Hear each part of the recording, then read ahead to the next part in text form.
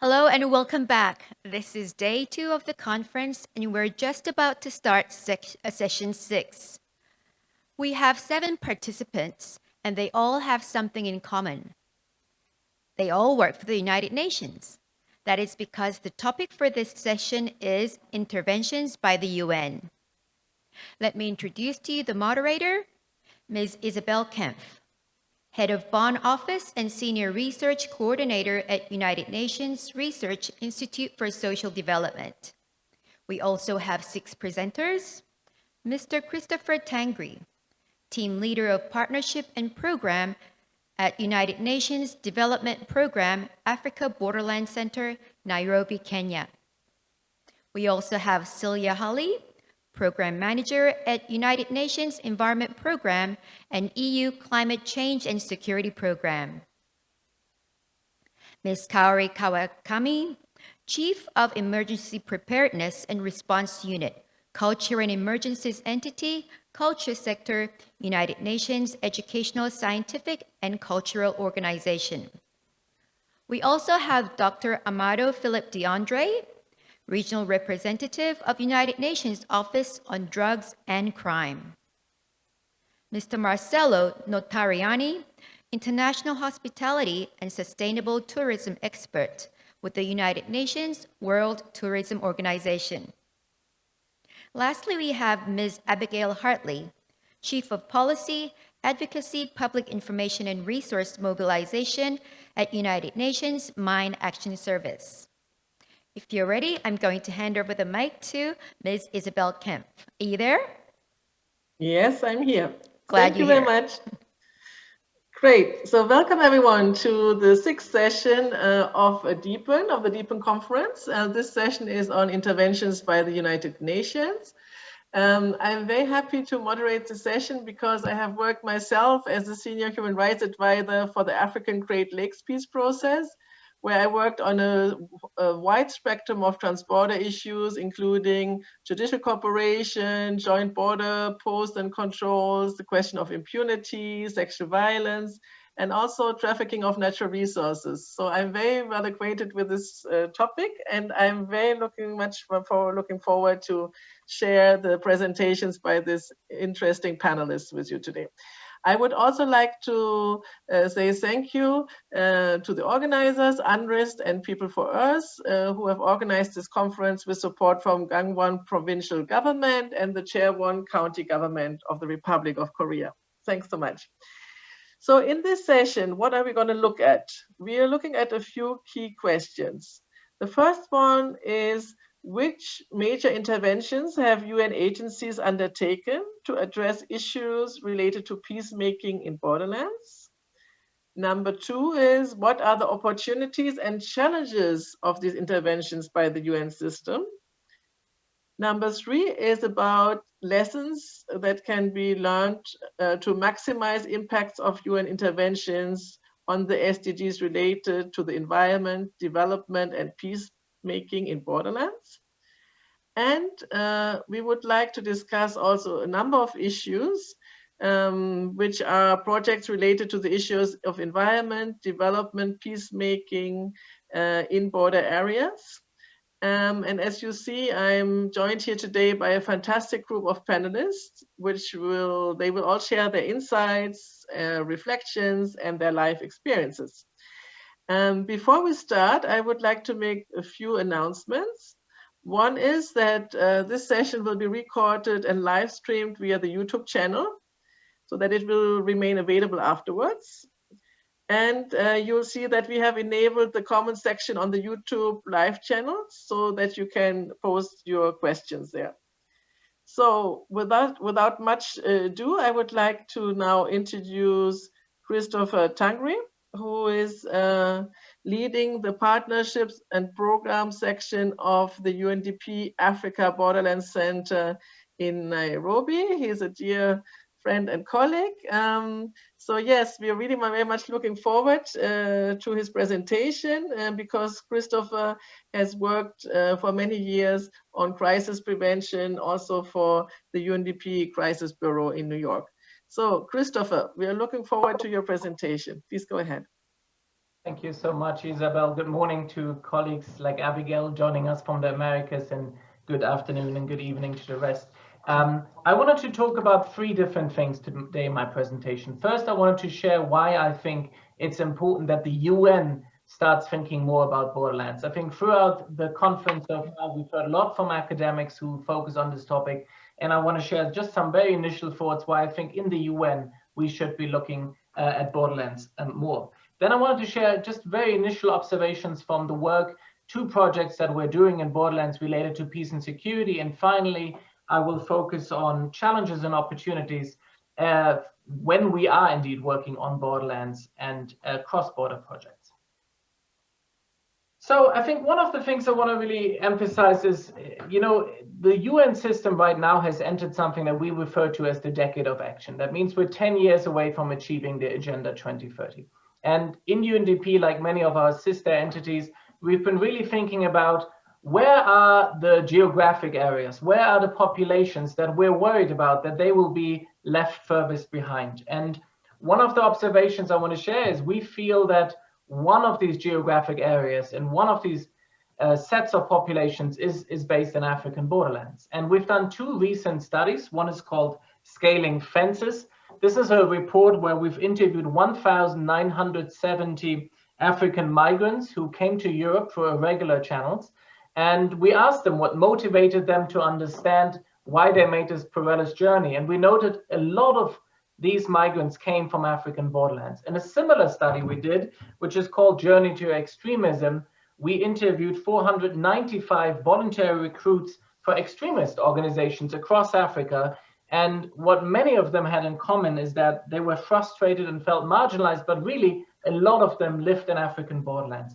And that really put an emphasis in UNDP to say we need to better understand what is going on in African borderlands, and we should have dedicated research and programming to this. Our definition is a very broad and simple one. Borderlands are simply territories that are close to international borders. And I think we can have seen throughout this conference, they can operate quite differently, politically, socially, economically from the center and state capitals. I think Paul Nugent in the session before us, he pointed out some capitals are in border areas. So of course, what I'm sharing here is generalizations. But the other thing, and that's really important, is borderlands have often a lot in common with borderlands in other countries. And this is where I think some of the things I will be pointing to today are really about cross-border and sub-regional programming in collaboration. And we have a broad definition, yes, but it really means there is over 250 million people across Africa who live in what we would consider borderlands. And of course, across Africa, we see still a significant population increase, but nowhere more so than in borderlands. So if we are worried that populations living in borderlands are at risk of leaving left behind, we have 250 million people living there and the population is growing. This is a very clear indication that we need to have a dedicated focus and better understanding of borderlands. And the next 2 points are a bit of a generalization, but we see in many of these borderlands is that they are not connected well to the center, that national revenues are not being spent in these borderlands, that they're underserved in terms of basic services, that they're underserved in terms of security provision, especially by national police and security forces. And that as a result of this and interrelated to this, we see higher prevalence of extreme poverty in these areas. And as I mentioned earlier, this is where we see the risk of these areas being left behind. I'll come a little bit to climate change in a moment, but also when it comes to COVID-19, if your livelihoods depend on borders and borders are closed, for example, through the global pandemic, this can have a significant impact on your socioeconomic well-being. So I've just made a bit of a case why we feel at UNDP we should be doing much more on borderlands, but we've heard throughout the conference there's a lot of focus in academia, but really in the UN system, we have never really talked about borderlands and very little. Yes, there's work ongoing, but not often categorized and understood as borderlands work. And we feel there's a data gap. So not just the administrative data that can be difficult in the periphery. What I mean here is that the UN has never really disaggregated for borderlands, has not even mapped adequately what are the borderlands in Africa. And we have a research and policy gap. There's very little dedicated research on borderlands dynamics. And resulting of that is also a limited amount of programming. I'll show in the next slide, there's an increasing amount of cross-border and sub-regional programming in Borderlands, and we see this is a growth area, but still it is, compared to the broad range of UN programming, still small. And one of these reasons is we tend to think like states in the UN system, and a lot of times the locus of intervention really is national. Not just national, it's about the center. We work on national development plans, we have a UN Sustainable Development Cooperation framework at the national level, and it's difficult for us to move beyond this very center-focused thinking and say, how can we work more across borders? How can we think sub-regional? And how can we move away from primarily working with ministries and government at the center to have a more better understanding and more nuanced approach to the periphery or to borderlands? And this is where we feel at UNDP what is really needed in international development, but also for, and specifically for the UN, is a more dedicated borderlands approach, a specific lens to say we need to understand the dynamics of communities in borderlands and really start looking beyond the center. And often this can be done through cross-border approaches. Now in UNDP, we've had in the last 2 years over 30 cross-border projects. We've started looking at some of the lessons learned from them, but there's two in particularly that I want to have a quick look at. And that is one project together with UNEP, Celia, you will likely know it very well, is the project we do in Somalia, Kenya, and Ethiopia. And the other is work on stabilization, the regional stabilization facility work that we do in the Lake Chad Basin, Niger, Chad, Nigeria, and Cameroon. One of these projects in the Horn is done in partnership with IGAD, while the work we do in the Lake Chad Basin is done with the LCBC. And I'll flag that in a second, the importance of regional economic communities. So there's two things that and these are of course very general observations that we have seen in terms of dynamics related to peace and security in borderlands based on these case studies. And one is that really poverty is both a cause and an effect of the conflict. And while that seems, quite obvious, I think it's very important and has clear implications for our response. It means we need multidimensional programming. You can't just do peace building or stabilization or social cohesion work in the absence of identifying socio-economic opportunities for these regions. And similarly, we can't just focus on humanitarian or development interventions when there is a security vacuum. And this doesn't only mean multidimensional programming, what it really means is a multi-partner approach across the UN, bringing our various competitive advantages to bear. And what we've seen, especially also in the Journey to Extremism study, is there is a very strong sense of exclusion and marginalization. And I'm emphasizing sense. This may not always be based on reality in terms of resources spent in these areas, but there is a sense of marginalization.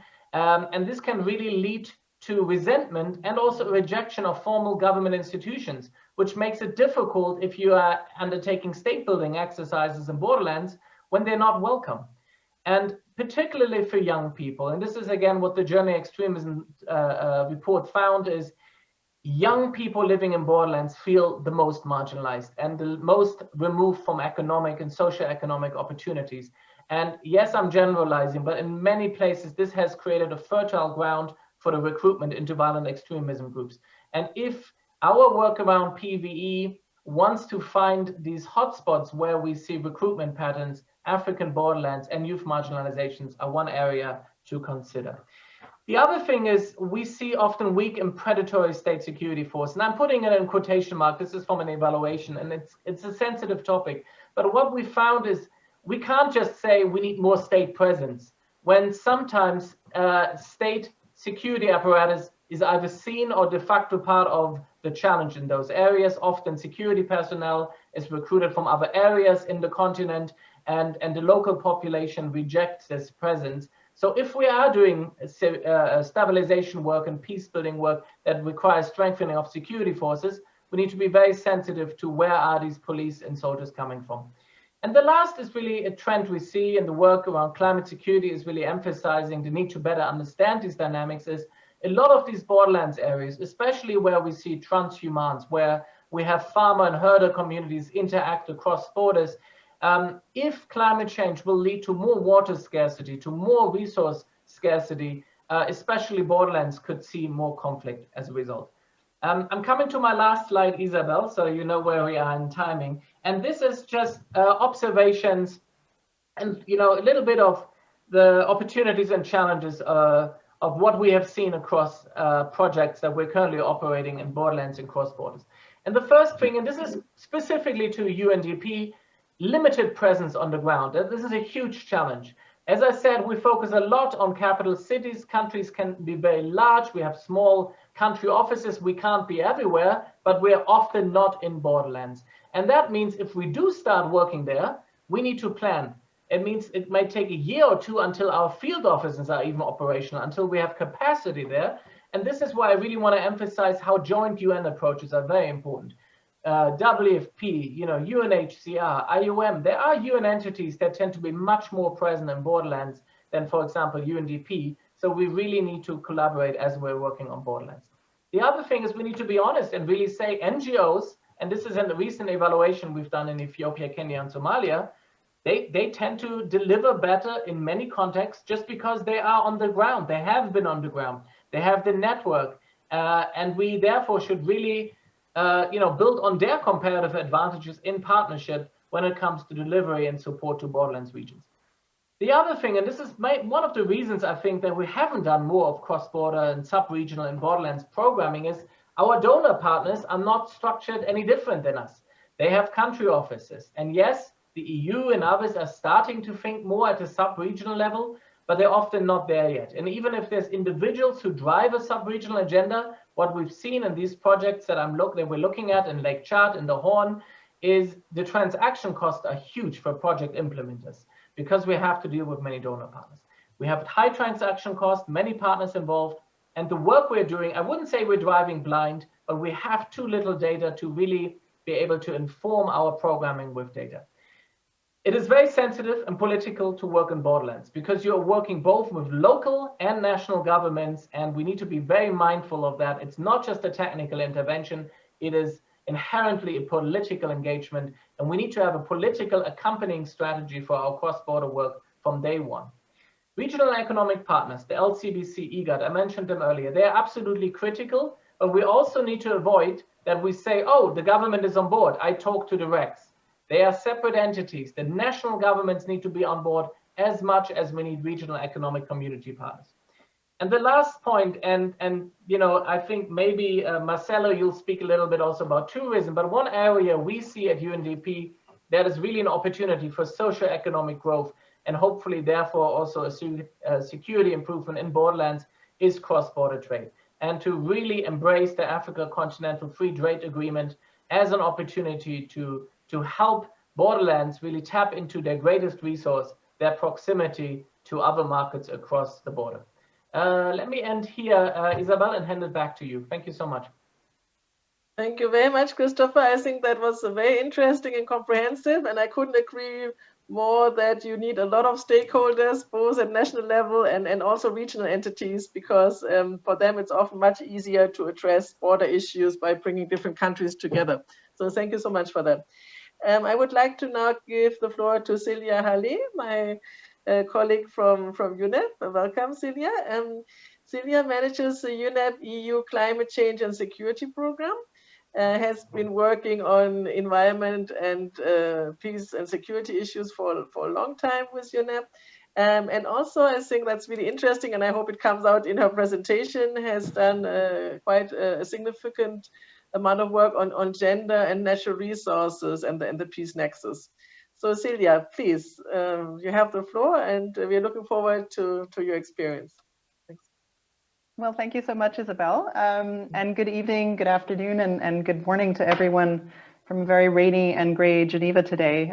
So moving on from Chris's brilliant presentation, which really set the scene, I think, so effectively on challenges facing Borderlands.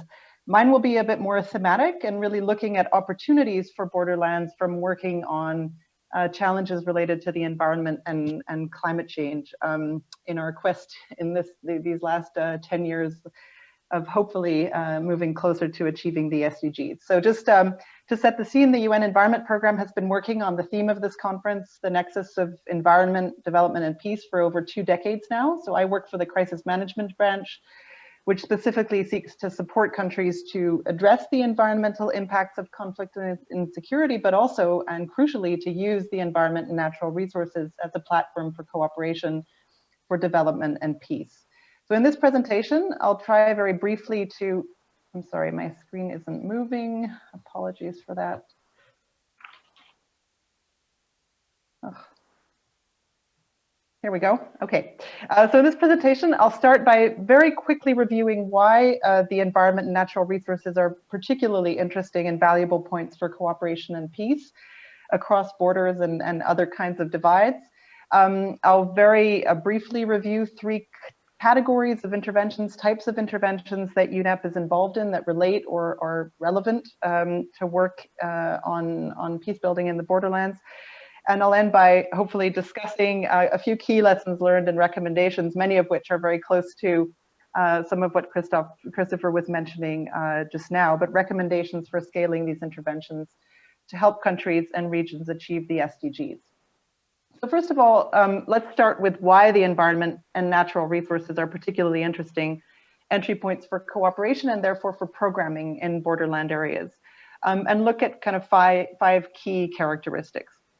First of all, natural resources environment obviously imply a shared dependence by multiple groups, and this shared dependence on resources such as water obviously creates strong incentives to find solutions for benefit sharing. The second rather obvious point is that environmental and climate issues famously do not stop at national or regional borders. This is now all the more evident as the world grapples with the global impacts of climate change. But as such, natural resources create possibilities for transnational cooperation to address these shared impacts and dependencies. The third point is that the exploitation and restoration of natural resources requires a kind of a long-term perspective and stability. Quick fixes for these issues very rarely exist, and this need for stability and predictability can incentivize stakeholder relationships and trust building. Fourth, natural resources management typically requires cooperation at different levels and between different governmental, non-governmental, and civil society stakeholders. And this can lead to shared ownership. And then the final point is that these issues often have the possibility of offering non-political entry points, at least early on, and allow dialogue to start and build on smaller kind of technical issues. For example, data sharing and planning. So with this background, let me now kind of come in more detail to how UNEP supports countries, regions, and communities to achieve environmental security in borderlands and obviously elsewhere. As I mentioned in the outline, I'll focus on 3 main categories of intervention. The first is around data, risk analysis, and assessment. The second is around the support to diplomacy and mediation. And the third is around the integrated programming that Christopher was calling for as well in his presentation. And in doing so, I'll be looking at some of the challenges inherent to UN interventions in this space, as well as some of the opportunities. So starting with the first category around data, risk analysis, and assessments, a key role for UNEP is obviously in the provision and analysis of environmental and climate data to support development and peace-building programming. We've conducted environmental assessments in more than 30 crisis-affected countries and regions, working closely with local and national authorities to use that process to build relationships across divided lines. These kinds of assessments are evidently often conducted in borderland areas. Just this year, we completed an environmental assessment of the Gaza Strip, for example. But the example that's illustrated here is of an assessment that was conducted on either side of the border between Haiti and the Dominican Republic. And one of the focus areas of that assessment was the complex binational deforestation problem, which you can see so starkly illustrated in this photo showing the different levels of tree cover on either side of the border. And in this case, working with national entities in both countries to provide accurate environmental data and analysis was really the first step towards setting a common basis for negotiation and building up towards joint border management. Now, moving forward and taking into account not only the growing impacts of climate change and environmental degradation on peace and security, but also the new mandates for the UN system to address these issues more systematically, UNEP is looking to leverage the opportunities that are afforded by big data and artificial intelligence to support governments and UN teams on the ground to monitor environmental risks at different scales.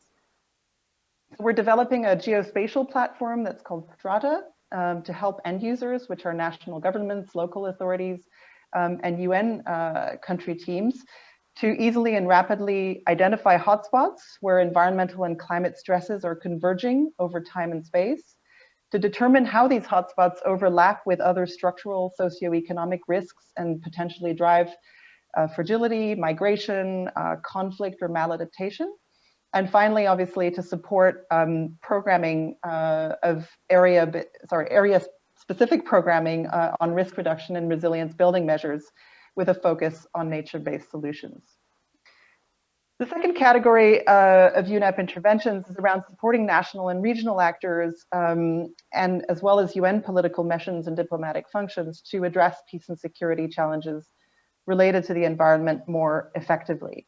And really the challenge is that up to now, the UN has only taken limited steps to address these issues in crisis contexts. There are obviously many reasons for that: a lack of knowledge, lack of real-time data, lack of analytical capacity, lack of best practices, all of that. But to help change this dynamic, we're deploying field advisors to UN political missions to deliver environmental analysis and advisory services, and really to help convene stakeholders to build consensus and enhance transboundary environmental cooperation, especially in contexts where transboundary resource sharing mechanisms are really weak or absent. So a UNEP field advisor is currently deployed to Somalia, and another will be deployed in early 2021 to the Horn of Africa. And there are 7 other such advisors that are being deployed through the Climate Security Mechanism, which is a partnership of UNEP, UNDP, and DPPA to mission settings over the next 2 years. Finally, and this is the third category of intervention, we're developing and testing integrated programming responses that seek to simultaneously achieve conflict prevention, peace building, and environmental sustainability objectives on the ground. So for example, through the partnership that I manage with the European Union on climate change and security, we're working in Darfur, in Sudan, and in Nepal to develop good practices that will, or hopefully can then be taken up by other actors in the UN system and beyond. So in Darfur, where resource scarcity and the sharing of land and water are central to conflict dynamics, and of course the situation, as you all know, is complicated by borders with Libya and Chad and migration flows with South Sudan.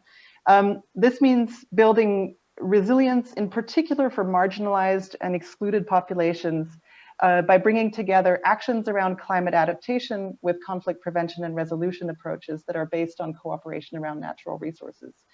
So concretely, this means working to diversify and climate-proof livelihoods, working to strengthen relationships within communities, between communities and local government through the joint management of climate-sensitive natural resources.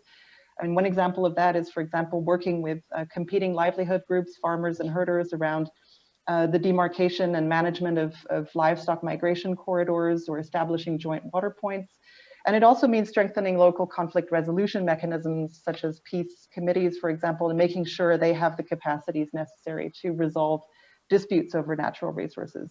So to be clear, this is not rocket science. The goal is really rather to kind of strategically combine tried and tested development approaches, as particular those linked to livelihoods and resilience, with the opportunities that are afforded by natural resources for dialogue and cooperation. And then a key element of these projects is, of course, to develop and test the metrics to understand the security impacts of climate-related interventions, both in the narrow sense of conflict reduction and in the broader human security sense. So I'm coming to the end now, Isabel, just to say that this has been a really quick overview of a broad range of UNEP interventions on this nexus of environment, development, and peace. I'd like to try to offer 3 equally broad lessons and recommendations, and hopefully we'll be able to come back to some of this during the in-depth discussion. But the first is really that our experience confirms that natural resources and environmental issues provide this powerful, but really largely unexploited by peace and security actors, so the powerful platform for cooperation across borders and different forms of divides. But like any form of peace building, process is everything. It's key to start with relatively small, concrete, and technical issues. Again, data sharing and joint analysis is one such opportunity. It's also really important to note that different natural resources have different strengths and weaknesses in bringing people together. Water is very different than oil, for example. So not all resources have the same cooperation potential, and this is something to keep in mind. The second point is that environmental degradation and climate change are obviously growing in importance as drivers of conflict and insecurity, as many will no doubt note. But really neither regional, national, or local governments, in particular in the most vulnerable and crisis-affected states, nor the UN system are yet fully equipped to understand, predict, or manage these risks. So there's a clear need to continue to develop capacities and technology for integrated risk analysis and early warning. And we hope that a tool like Strata will help close that gap, but obviously far broader multi-stakeholder efforts are needed in this respect.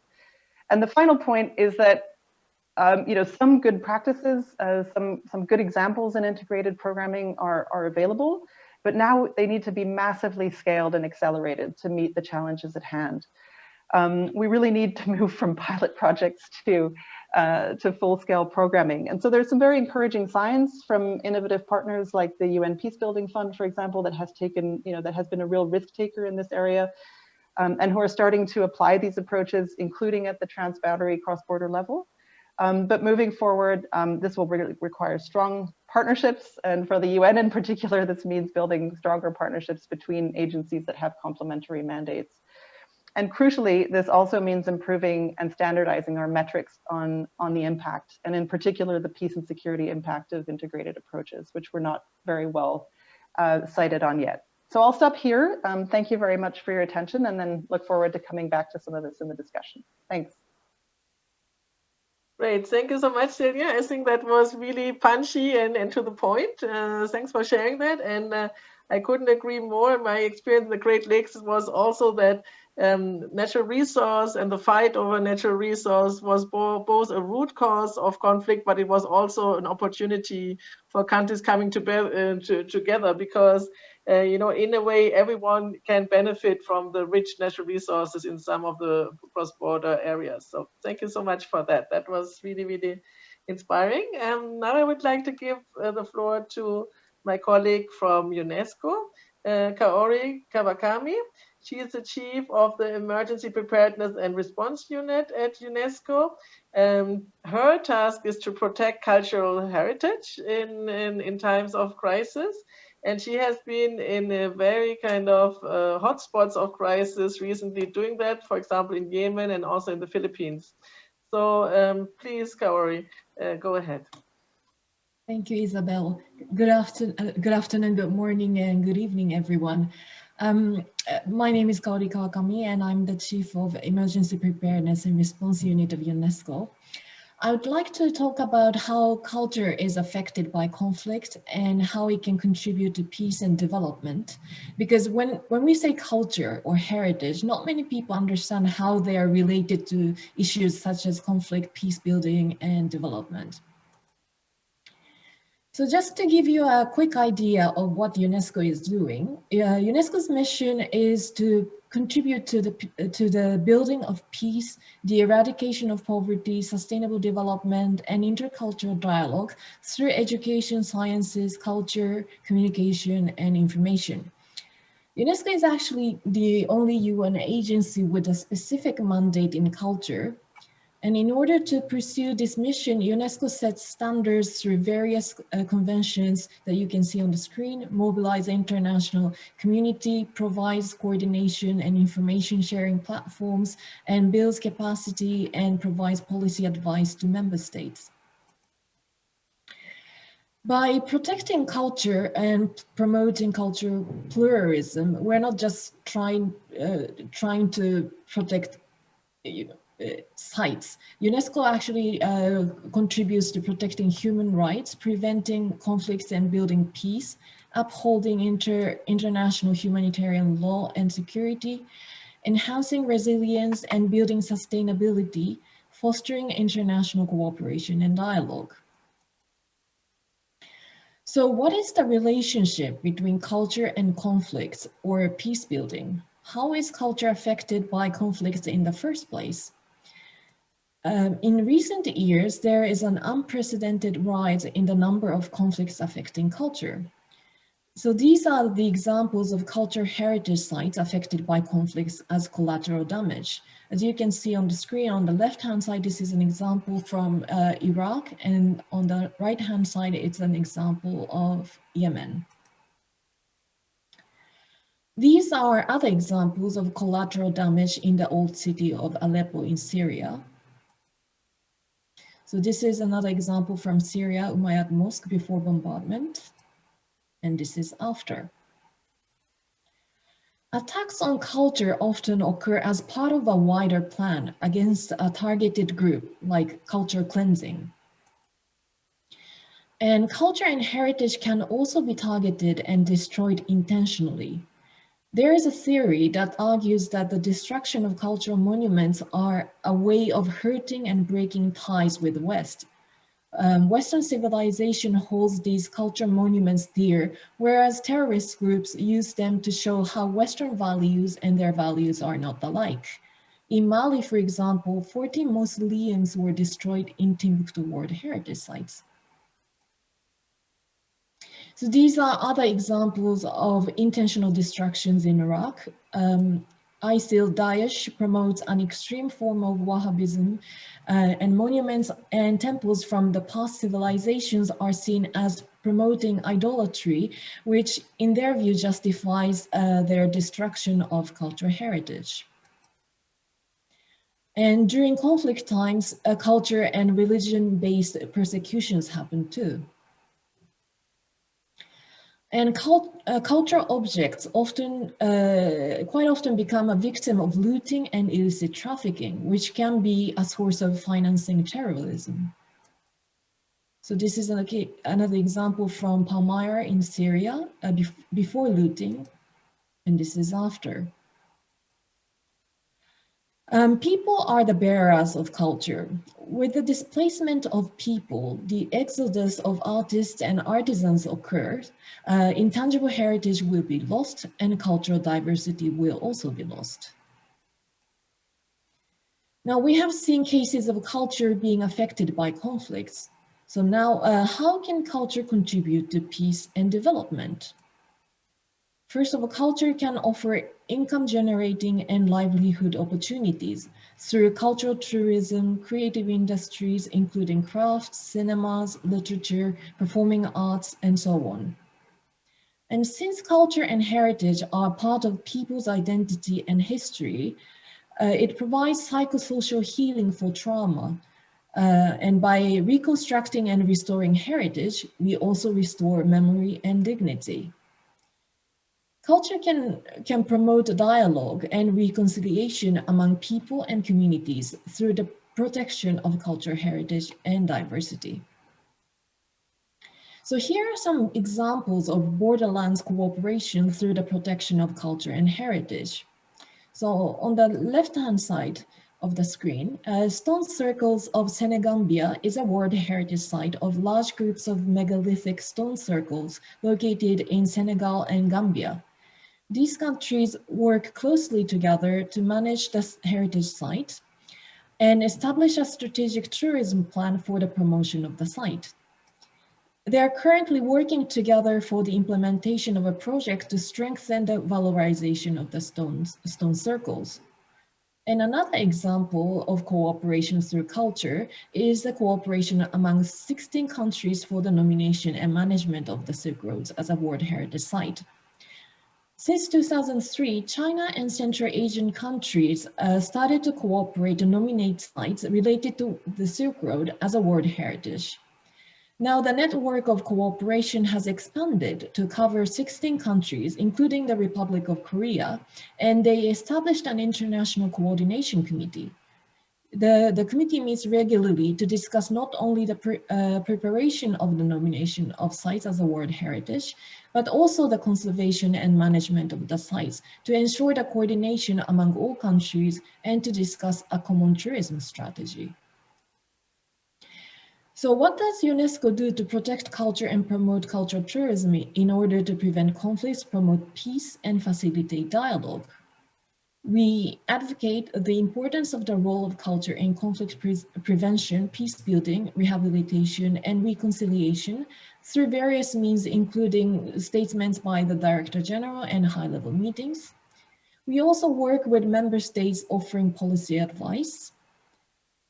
We also cooperate with various partners such as ICOMOS, ICROM, UNOSAT, ICC, ICRC, and OHCHR to develop interinstitutional cooperation and synergy with their work. And now, thanks to these efforts, the importance of culture is gradually recognized, and the destruction of cultural heritage and illicit trafficking are considered as a war crime. UNESCO also provides technical support to program implementation, such as urgent safeguarding interventions, inventories, and rapid assessment. We also monitor cultural heritage sites affected by conflicts in cooperation with UNOSAT using satellite imagery. UNESCO also develops manual on the protection of cultural heritage and provides training, not only for cultural professionals, but also for those who are working in other sectors, such as police, customs, military, and those working for first aid and humanitarian interventions. UNESCO also works for awareness raising and also mobilize resources through the Heritage Emergency Fund, which supports the protection of culture and the promotion of cultural pluralism in emergencies related to conflicts and disasters. So what are the challenges and opportunities of all these efforts and interventions? One of the biggest challenges is that there's still not enough recognition and understanding in general of the role of culture in conflict recovery, peace building, and development. So the potential of culture is not yet fully exploited. But this means that the culture can offer new opportunities in peace building that may have not been explored before. Another challenge, and hence also an opportunity, is the cooperation between culture sector and other sectors, such as humanitarian interventions and development. And by enhancing cooperation between sectors and creating more synergy, the potential of culture can be fully utilized and the impact maximized. So thank you very much for your attention. Thank you very much to my colleague Kaori. That was really interesting and brings in a completely new dimension of culture. And I think it has been a lot in the news, of course, in the case of Iraq and Syria. So I think thank you so much for the analysis and for sharing these very concrete examples with us. Good. Now to our colleague, Dr. Amadou, Philippe de Andres, who is the UNODC regional representative for East Africa. He has worked for a lot of regional presences, not only in the African region, but also in Latin America, in West Africa. And I think a very interesting detail about him, he has worked for Samsung in South Korea. So I think he knows the country really well. So Dr. Amadou, please, we're looking forward to your presentation.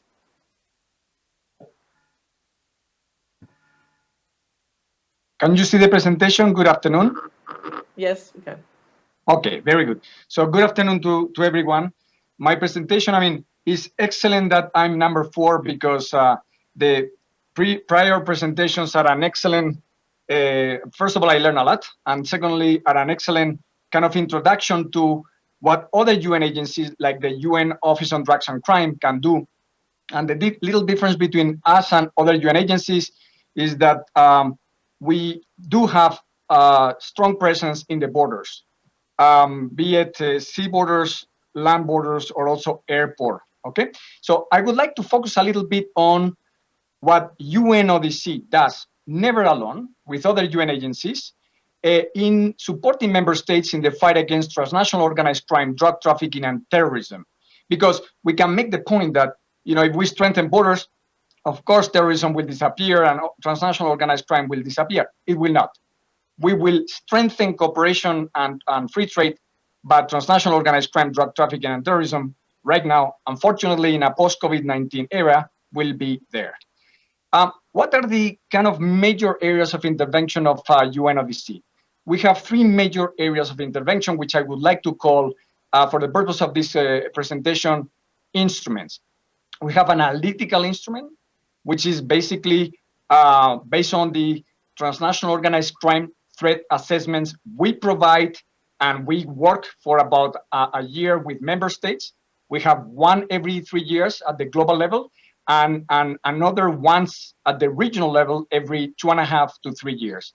These TOCTAs provide us with scenario analysis, and we produce them, I repeat, in cooperation with member states.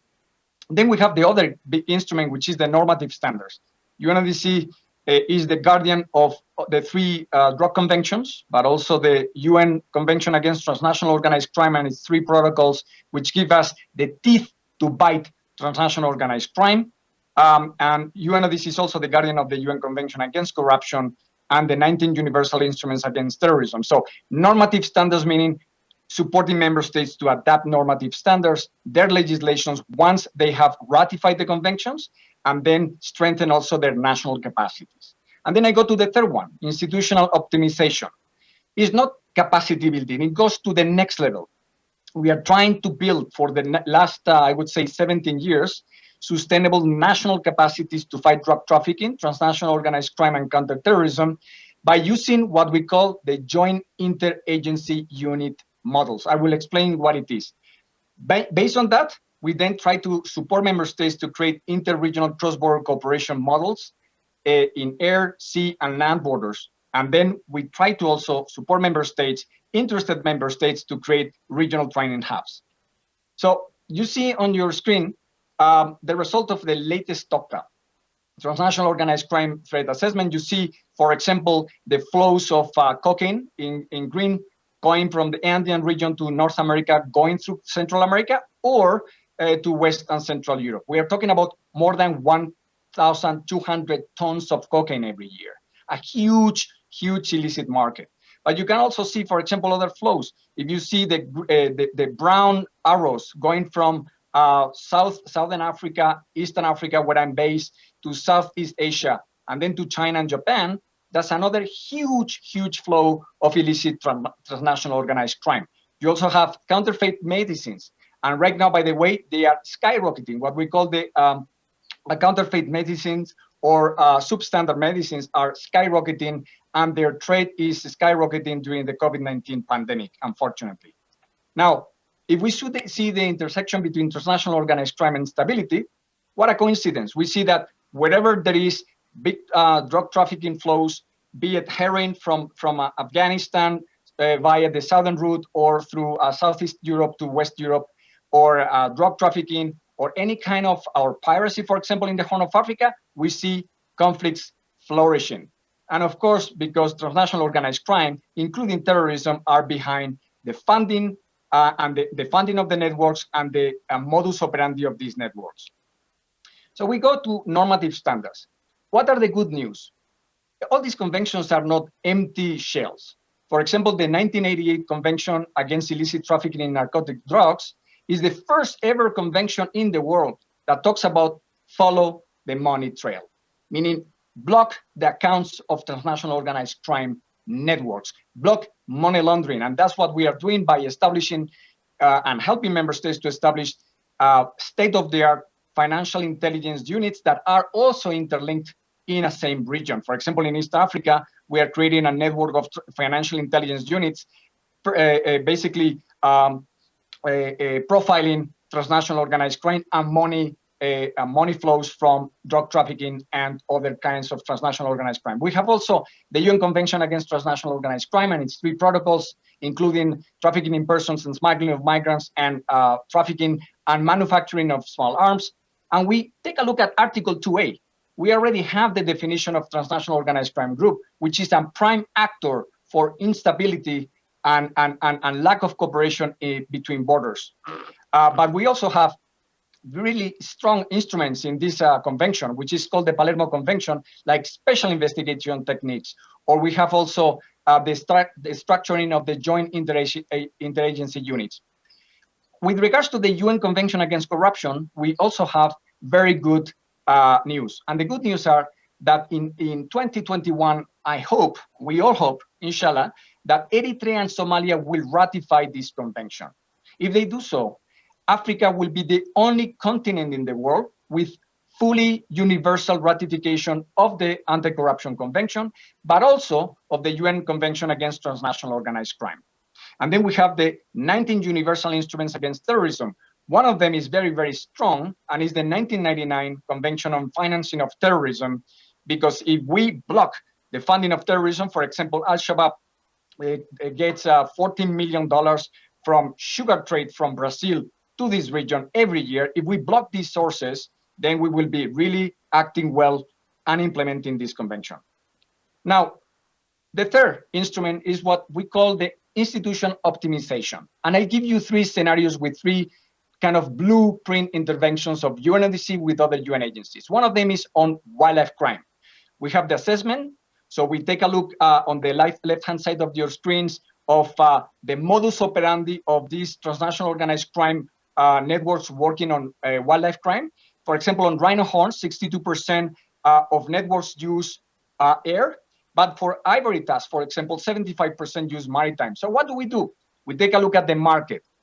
Whenever a global market in a specific region, for example, ivory, on the right-hand side of your screens, ivory, the illicit financial flows of an income generation of ivory only in this region amounts to $570 million per year. So whenever the income goes beyond 100 million, it means that industry, that illicit industry will flourish, and we need to do something about it. And for example, rhino horn, it represents 390 million of benefits, illicit benefits, every year only in Africa. And this is basically an assessment done by UNODC, Interpol, the World Bank, World Customs Organization, and CITES. So, all these five very strong actors working together. This is the result of the analysis. What do we do then?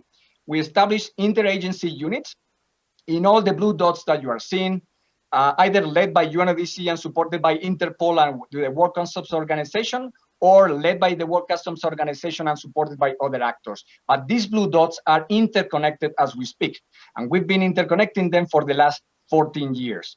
So there is a network. Another example of institutional optimization. We have a project called ERCOP, which is mainly funded by the European Union and also other partners like South Korea and Japan.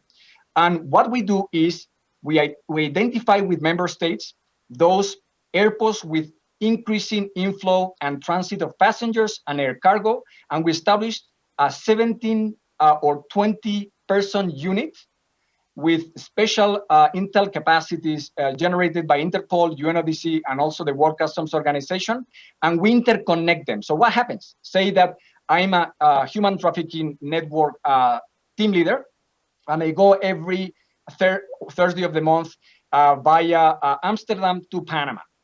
So the minute I land, I am going to be questioned by the authorities, by the joint interagency unit that has been created. And this interagency unit has been cooperating with the one in Amsterdam and probably two other airports. We take a look also of suspected cargo, air cargo.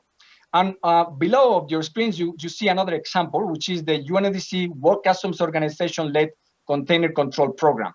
Very similar modus operandi. We help member states in those ports that are increasing the intake of containers, the establishment of a joint interagency unit.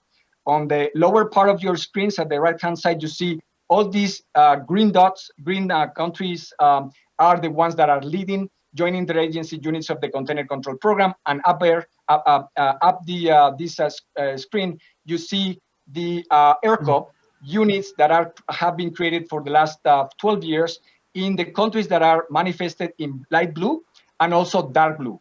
The countries that are shown in green means that we have also established, we have gone beyond, and we have then helped them to establish a regional training center which trains and retrains these joint interagency units. I have to also say something. These interagency units go every 6 months through polygraph tests. we also go through polygraph tests with them. So we make sure that there is no collusion of transnational organized crime and drug traffickers in the units. And they are obviously connected with I-24/7 of Interpol and CENTCOM of the World Customs Organization. So the Aircore project and the Container Control Program project, they are also interconnected and they work together. Now, some results. On the left-hand side of your screen, you see basically the very concrete results of the Global Container Control Program globally. For example, 37 tons of precursors chemicals just last year, 77 tons of cocaine, or for example, 1.5 tons of heroin. All right. So this is, we are talking about disrupting illegal trafficking and of course, supporting the legal trade. And on your right-hand side, you see some of the examples of these success stories in West Africa. In Benin, Ghana, Senegal, and Togo, for example, in terms of seizures of cocaine, 1.7 tons last year, or 48 tons of chemicals, or for example, 10 million packs of illicit cigarettes. So to sum it up, we have three different instruments: threat assessments, scenario analysis. Secondly, the normative standards, whereby the UN and UNOBC support member states to implement these teeth, which are already there in the conventions. And then the institutional optimization.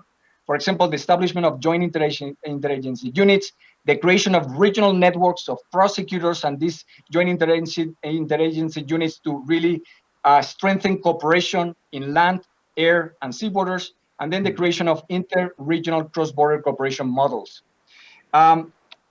What would I say as basically recommendations? Following a little bit what my other colleagues have mentioned, I think there is a lack of data. So I think we need to work on further strengthening of the data and the threat assessments in member states, and that member states also start exchanging these kind of assessments in the same regions. Secondly, I think that my colleague has mentioned that I have worked in Samsung. Yeah, I worked in Samsung back in 1991.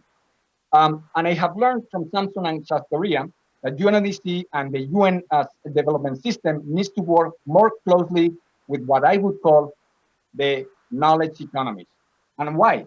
Because we are utilizing, for example, artificial intelligence in airports, or we are using satellite imagery to identify increase of drug trafficking flows in specific regions. And we need to also use, beyond what we are using, digital systems, digital solutions, blockchain solutions, and artificial intelligence from those jurisdictions that can really increase South-South cooperation, for example, South Korea. I will leave it at that. Thank you very much. Thank you so much, Dr. Amadou. I think that was really great. And I think we have some people in the audience who ask about implementation and enforcement. I think that is a really, really good example. And I can testify, I've seen our colleagues working in the port of Mombasa, where they were actually kind of checking on illegal trafficking of gold and natural resources from the Congo. And I can really see, border officials and custom officials are really important in that work. So thank you so much for being so concrete and giving us such exciting examples. Thank you very, very much. Thank you. Good. Now we come to, I think, a very interesting part of the discussion. Our colleague Marcello Notariani will talk a little bit about kind of views from the World Tourism Organization on sustainable tourism in border areas. I think this is a really, really interesting and positive, I think, point of view as well. And he has also worked interestingly with the GGGI in South Korea. That's the Global Green Cross Institute. So Marcello, yeah, I'm looking forward to your presentation. You have the floor. Thank you very much. Thank you. Can you listen to me? Yes, I think there is I have to see if we can hear you and we can see the presentation. Yeah, you can see me. Okay, you can listen to me. Okay. Yes. So far, okay. Thank you very much. First of all, ladies and gentlemen, good afternoon, good morning, good evening from Madrid, from Spain.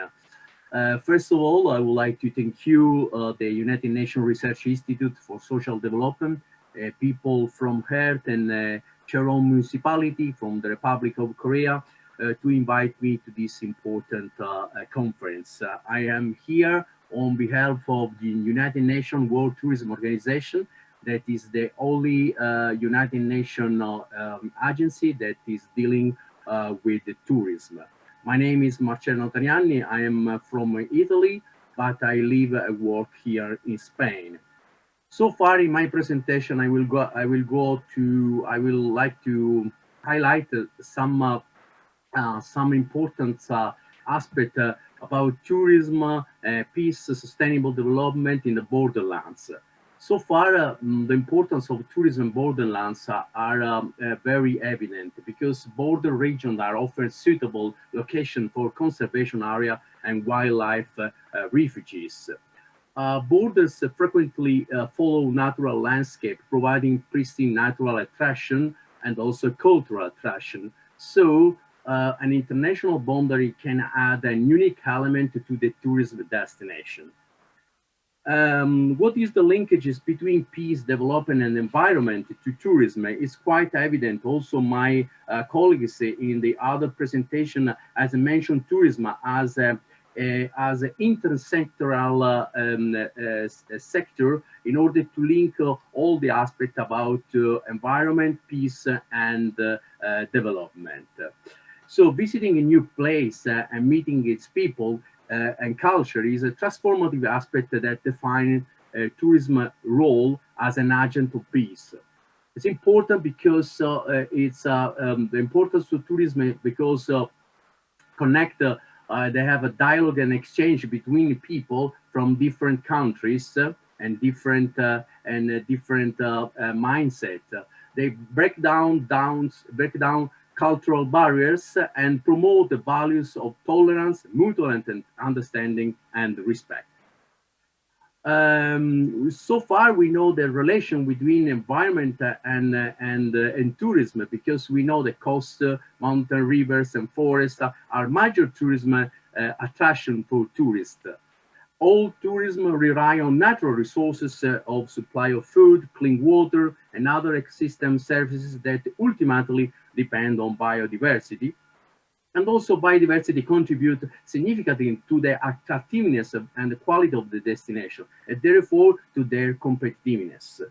So an healthy environment is vital for tourism. After that, I would like to show also the relation between the development and tourism. Tourism, as we know, is one of the major sectors of the global economy. We know that representing 9% of the GDP, one of 11 jobs, it's referring to tourism. Tourism contribute to 1.3 US trillion in export and 6% of world export and 60% of export of developing countries. Tourism and it's shown as an effective driver of economic growth and developing destination area, but we have this kind of tourist dilemma that when I talk with my colleagues for environment, for culture, from the social aspect, that is how to sustainable capture benefits and minimize impacts. We have some situation that we call over tourism, that in my vision is the lack of tourism management of the destination.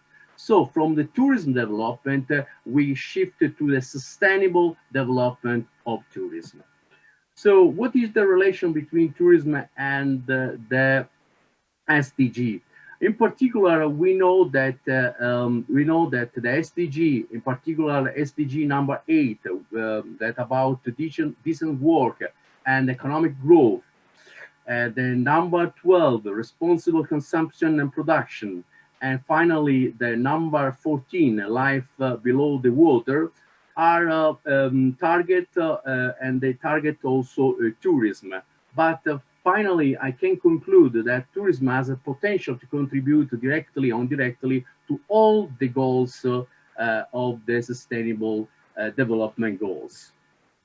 And so sustainable tourism is firmly is firmly positioned in the 2030 agenda. About the project, I choose 3 projects because they are very important in my opinion. One project is already mentioned partially by my colleague because it's the Silk Road program. The Silk Road program is a program that is a collaborative platform between 35 member states from Europe, Middle East, Central Asia, and Asia and Pacific. And was also there are member states from and public and private tourist sector, so the affiliate member of UNWTO. The main Silk Road goals and working area are raise the tourist potential of Silk Road heritage with the participating countries, improve tourist cooperation and exchange among member states, establish the Silk Road as a seamless, sustainable and consumptive transnational tourism route. We have the creation of knowledge on the Silk Road. And finally, but important, there are the last 2 points, the development strategy that include also marketing and promotion and capacity building initiative.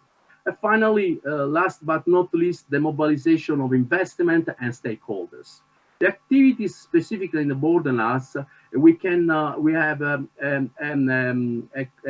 component that called Western Silk Road Tourism Initiative that was made together with the Unesco with the support of the European Union.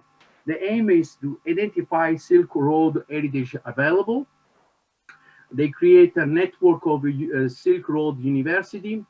There is working groups that coordinate common tourist activity and projects, use the concept to further diversify and reach the tourist potential of participating countries. And finally, we have this Silk Road Heritage Corridors tourist strategy that focuses on 2 heritage corridors crossing 5 countries like China, Kazakhstan, Kyrgyzstan, Tajikistan, and Uzbekistan. We can mention also the 21st century maritime Silk Road, the overall impact of this maritime Silk Road on tourism, and assess the tourist potential of maritime Silk Road thematic routes across Asia and beyond. The result was a report that UNWTO made last year and showed that cruise tourism targeted investment in decayed marine infrastructure, reutilization of ancient port city can reinvigorate available heritage, support local community, and diversify a country tourist sector. The second project is a network cross-border national parks and protected area in West Africa. The country that involved in this project were Benin, Burkina Faso, Gambia, Guinea-Bissau, Mali, Mauritania, Niger, Senegal, and Sierra Leone. This project started in 2008 and finalized in May 2011. The party entities was the Islamic Conference Organization, the Korean International Cooperation Agency, and the source of funding was the STEP Foundation, the Sustainable Tourism Eradication Poverty Foundation, and the Korean International Cooperation Agency with the support of executive agency of UNWTO with ICO and COICA. The main project outputs deliverable were different. We can mention some of them like comparative database in each country or products related and launched on regional and international markets, cross-border trails and circuit like itineraries, facilities, guides, ancillary activity, networks, signage, and interpretation. But I would like to say at least three other objectives that are sustainable diversity, biodiversity management, or activity that provide stimulus of local community development, so the development and renovation of core infrastructure, provision of goods and services to tourism, and finally, revenue generating activity contributed to the reduction of poverty among community in and around the protected areas. So we have a craft production local produce, job, and education. So you understand very well the connection that there is between tourism sector to the other sector like environment and culture, and of course the economic development. The other project that I would like to introduce is the Great Himalaya Trail. I know a little bit better this project because partially I was involved in this project. It's a long-distance walking trail development and marketing from a network of existing trail, cover 1,700 kilometers in 10 sections in Nepal. So you can see the line between the border between Nepal and China. In particular, 2 years pilot stage into district, then expanded to the whole area in 2011. Another thing is important, targeting 5 districts, remote that include the remote mountain villages, community, cultural diversity, many historical and religious monuments and characteristics of the particular culture of each area. And we have a high and specialist biodiversity and high incidence of poverty. So far, within tourism, tracking has the stronger potential to directly benefit the poor in relative remote parts of the country. It's important because we develop a new trail section, bridge and trail upgrading, also shelter, sign, multi-use visitor center toilets, water and water treatment system, small-scale lodge and tea house and campsite. Important things is the value chain and the strategic tourist action plan and research-based marketing strategy. And finally, it's important the capacity building and basic tourist training packages for micro, small, and medium enterprise training program. The instigator and governance of this project was SNV, that is the Dutch Corporation, the STEP Foundation, and the UNWTO. A range of national and international bodies are behind of the full program. The program was financed by UKAID, DFID, with an implementation facilitated supported by SNV. It was a clear governance structure and the implementation through a working committee supported by professionals with specialist expertise.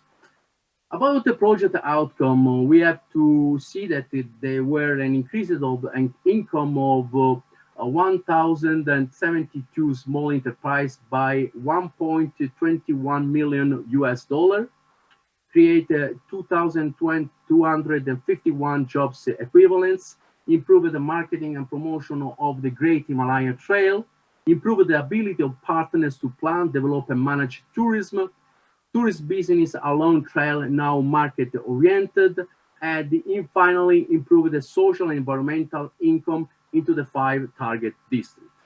What was the main lesson learned of this project?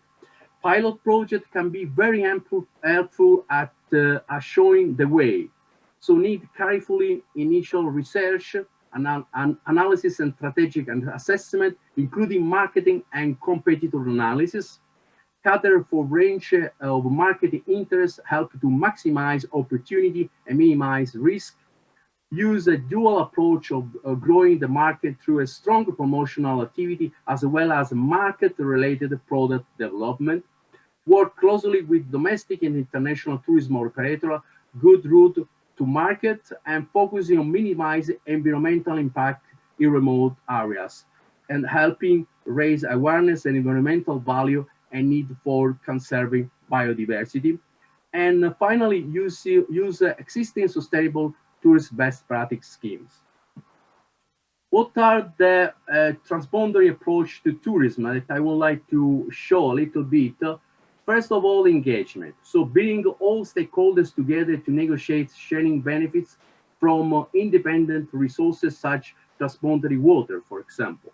Improve land tenure, referring to security, clear permissible uses, recognize the traditional knowledge, for example, soil, water conservation, or intangible cultural heritage, address resource conflict, so use multi-level environmental development cooperation, and finally, important to have an integrated approach, so combine market understanding, product development, capacity building, market growth, and destination management. The lesson learned and challenge, there are some that are very important. I think key to managing and promoting heritage in transboundary site is agree on common principle, recognize heritage site roots in the landscape, especially transboundary roots, and develop a common understanding of significance of these places, strengthening management of the heritage site, promoting appropriate behavior of key stakeholders, and increasing the quality of visitor experience, promote livelihood opportunities for local people in the landscape from heritage tourism, and finally, develop mutual beneficial partnership and platform to benefit heritage and tourism. So between this dualism on conservation and development. The challenges for tourism borderland are different, but I can mention only 4 that are border regulation and visa. Still, we have a problem to get the visa easily. So this is a problem that it's much more at the political level. Lack of strategic planning, regional planning, weakness of the private sector and the civil society, language barrier and lack of communication between the borders, and the opportunity ahead. So transboundary opportunity for people to experience nature and enjoy the landscape should be developed through a coordinated visitor management system, visitor facility and trail routes, transboundary public transport system, and develop also a sustainable transboundary tourism initiative. Initiatives could cover the contribution of tourism to regional development, support of connected protected areas or conservation area for marketing of local ecological products, and develop and implementing visitor interpretation center and tourism info center. I would like to finalize with the final thought that I really love.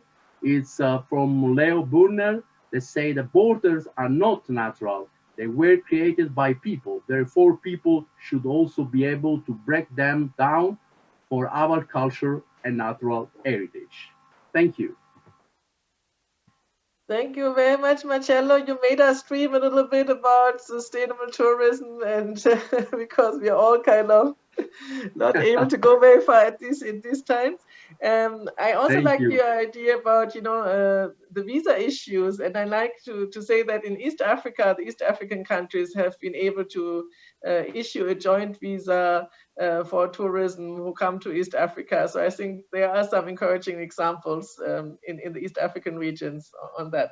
Thank you very much for sharing that. And then last but not least, Abigail, who joined us at very early hours from New York. Thank you so much, Abigail, for making that extra effort. Abigail, she works for the UN Mine Action Strategy. She is the chief, basically, of everything: policy, advocacy, public information, and resource mobilization. That sounds like a lot to me, Abigail. And she really has long-standing on-the-ground experience on mine action. She has worked in Afghanistan, in Sudan, in Sri Lanka. So Abigail, you have a really rich on-the-ground experience, and we're looking forward to hearing from you. Thank you. You have the floor. Thank you very much, Isabel. I would like to be the chief of everything, but there are a few other chiefs as well. Good day to everybody. I'm speaking from New York, as Isabel said, so I'm wishing you good morning, afternoon, and evening all over the world. I'm really pleased to be here today, and I would like to thank you for the invitation. So for borderlands in conflict or post-conflict situations, mine action is actually an enabler of all the interventions that we've heard of today.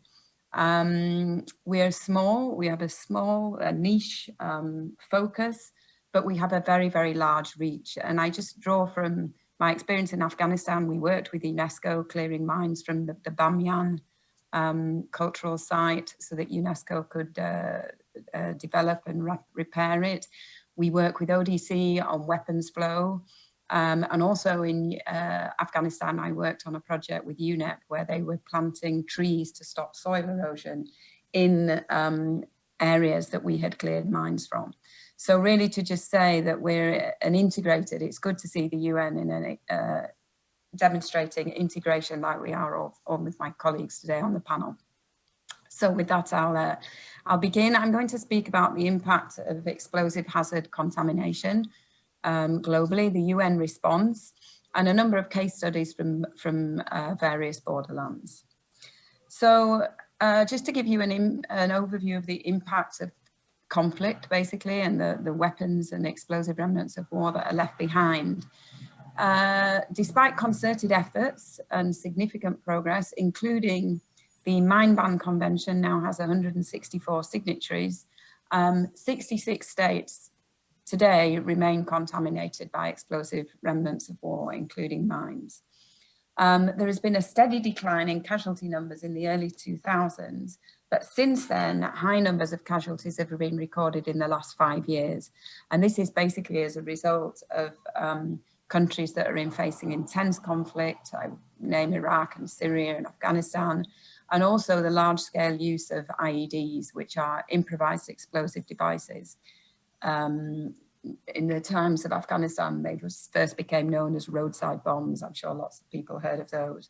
But basically, these are homemade devices, and they're extremely dangerous and claim many, many victims. So just to talk about the accidents, the UN is present in 29 countries that have a explosive remnant of war problem. And in those countries, accidents and casualties rose from 13,500 in 2018 to almost 16,000 in 2019. And of course, we're gathering data for 2020, but given the situation, I'm sure we will see a continued rise in those. Improvised explosive devices cause the majority of those accidents. So what is the UN doing about this? So you may or may not know, but UNMAS is located in the Department of Peace Operations. But despite that location in that one entity, we are mandated by the General Assembly to coordinate mine action across the entire UN system. So we support both peace operations and also humanitarian interventions. So we're a small team in New York, which I'm not the chief of all of them. We have a humanitarian hub in Geneva, and then we have about 3,000 people, men and women, employed throughout 19 UNMAS programs in the field. And mine action encompasses, we talk about the 5 pillars of mine action. So this is clearance of mines and explosive hazards, providing risk education to teach people how to live more safely. We have victim assistance programs, advocacy, again, like my colleagues have mentioned, through treaty meetings, through statements and so on. And then also stockpile destruction, which is destroying stockpiles of weapons that could be used later. So I'm now going to talk about how mine action enables peace building. And this has definitely been the case in borderland situations, including some of my own personal experience that I'll share. So mine action has a very visible and an immediate impact on conflict situations. So it's often a very good entry point for peace building activities. So it can be a topic of discussion during peace negotiations, because very often both sides of the conflict have civilians who are impacted the same. A landmine or a cluster munition doesn't know who's picking it up or who's standing on it. So these kind of contamination impacts both sides, and it's a point of congruence where both sides can see the same benefit in having clearance. And I would just say from my own experience in Sudan in 2002, 2002, we were working with both sides from the SPLM and the government of Sudan, combatants who came together in a borderland area in the Nuba Mountains to develop mine action teams that had members from both sides. And it was a really amazing thing a long time ago in my career. So mine action is a good confidence building at the local level, and it enables people to return home, gain confidence in the peace process, start basically going back to a normal life. And also the improvements in safety and overall safety and security fosters good relations between local populations and governments, again, strengthening the peace process. And clearance of explosive ordnance and weapons and ammunition also, through destroying stockpiles of these, helps prevent further conflict because we curb illicit access or transfer of weapons.